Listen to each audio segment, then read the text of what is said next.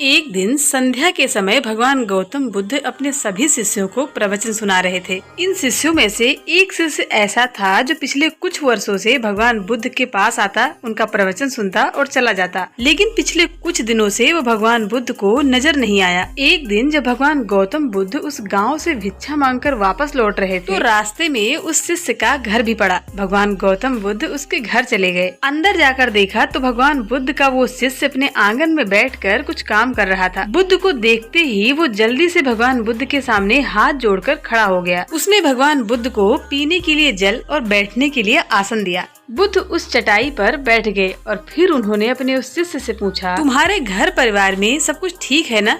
शिष्य ने कहा, हाँ बुद्धा, सब कुछ ठीक है। फिर तुमने आजकल आश्रम में आना क्यों छोड़ दिया? ये सुनकर वो शिष्य थोड़ा शर्मिंदा होने लगा और उसने भगवान बुद्ध से कहा, अब मैं क्या बताऊँ आपको? भगवान बुद्ध ने कहा, बताओ क्या समस्या है, तुम निसंकोच मुझसे कह सकते हो। उसने कहा, मेरे वस्त्र बिल्कुल फट चुके हैं, उसमें कई जगह से छेद हो गए हैं, अब वो पहनने के योग्य बिल्कुल भी नहीं है। बुद्ध ने उस शिष्य के वस्त्र देखे। सच में वो वस्त्र बहुत बुरी हालत में थे, जगह जगह से वो घिस चुके थे, उसमें कई सारे छेद थे। भगवान बुद्ध उठ खड़े हुए और उन्होंने मुस्कुराते हुए अपने शिष्य के कंधे पर हाथ रखते हुए कहा, चिंता मत करो, सब कुछ ठीक हो जाएगा। शाम के समय जब सभी शिष्य भगवान बुद्ध का प्रवचन समाप्त होने के बाद अपने घर जा रहे थे, तब भगवान बुद्ध ने अपने एक धनवान शिष्य को रुकने के लिए कहा। जब सब लोग चले गए तब भगवान बुद्ध ने अपने उस धनवान शिष्य से उस गरीब शिष्य को 2 जोड़ी वस्त्र देने को कहा। वो धनवान शिष्य गरीब शिष्य के यहाँ वस्त्र भिजवा देने का वचन देकर अपने घर चला गया। दूसरे दिन उस धनवान शिष्य ने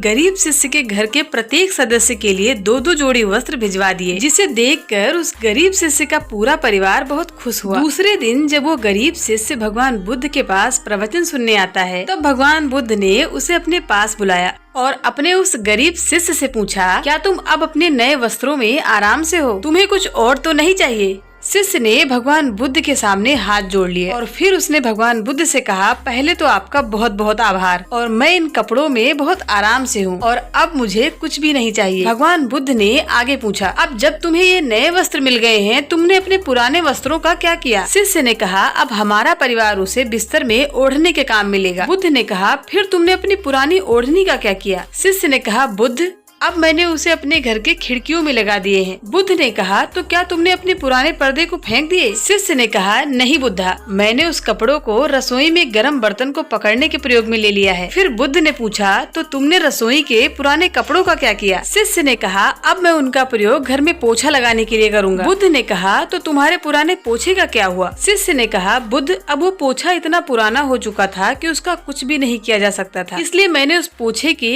एक एक धागे को अलग करके दिए के लिए बातियां बना ली। उन्हीं में से कुछ बातियां मैंने आश्रम में दान कर दिए हैं, जो आज रात से आपके कक्ष में प्रकाशित होंगी। ये सुनकर भगवान बुद्ध अपने शिष्य से संतुष्ट हो गए। वो बहुत खुश थे कि उनका शिष्य वस्त्रों को बर्बाद नहीं करता, बल्कि उनका सही से उपयोग करना जानता है। भगवान गौतम बुद्ध अपने शिष्यों को बहुत कम चीजों के साथ जीवन निर्वाह करने की शिक्षा देते थे।